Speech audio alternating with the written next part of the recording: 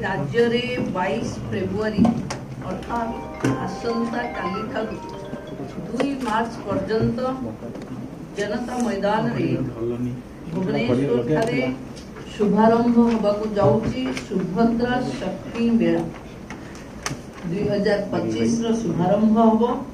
आम पई गौरव का विषय ओडिशा इतिहास रे प्रथम थर पई अनुष्ठित हेबाकू जाउथिबो।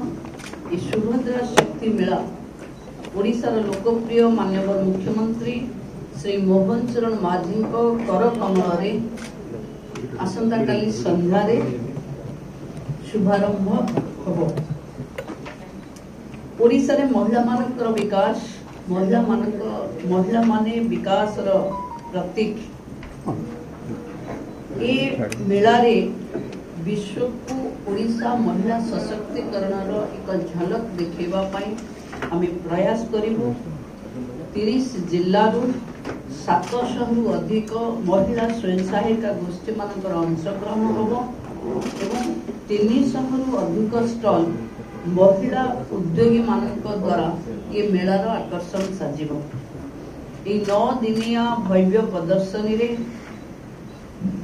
स्वयं सहायता गोष्ठी रो भूमि मानक द्वारा प्रस्तुत 200 रु अधिक प्रकार हस्तशिल्प कलाकृति मिलेट और जैविक उत्पाद खाद्य मसला सामग्री टेराकोटा और बाउंस शिल्प इत्यादि प्रदर्शित हेबो।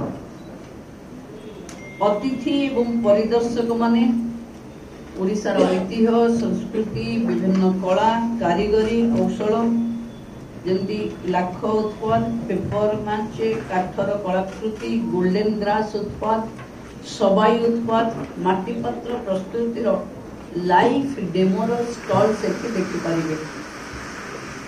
9 दिन रो ए भव्य समारोह रे प्रतिदिन संध्या रे सांस्कृतिक कार्यक्रम रहिबो।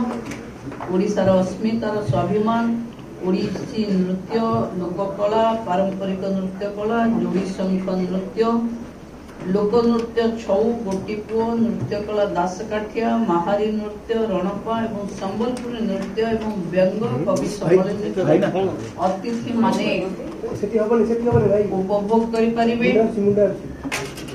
बड़ स्तर रे निजर उत्पाद प्रदर्शन करी स्वयं सहायिका गोष्ठी माने लोकलोचन को आसीबा सहित दीर्घमियादी बाजार संयोग सृष्टि करिवारे एही मेला गुरुत्व बहन करिवो।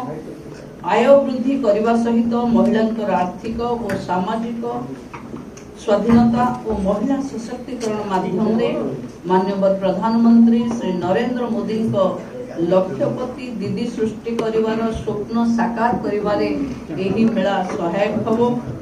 विकसित ओडिशा 2036 एवं विकसित भारत 2047 रे महिला सशक्तिकरण रो ये विकसित भारत एवं विकसित ओडिशा बनेबा पई महिला सशक्तिकरण हबो यार एक मूल पिन्न। तेणु सुभद्रा शक्ति मेला रे अनेक एभली शक्तिर पुंज देखिबा को मिलिबो जहा महिला को पई एक नुआ एवं जुगंतकारी पदक्षेप हबो। तेणु मो ओडिशा रो समस्त माँ भौणी एंटरप्रेन्योर्स युवक माने एवं बुद्धिजीवी बंधु मान को अनुरोध करुच्ची 9 दिन व्यापी संस्कृति कला एंटरप्रेन्योरशिप महिला सशक्तिकरण ये भव्य प्रदर्शनी को बुली आसवा। नमस्कार।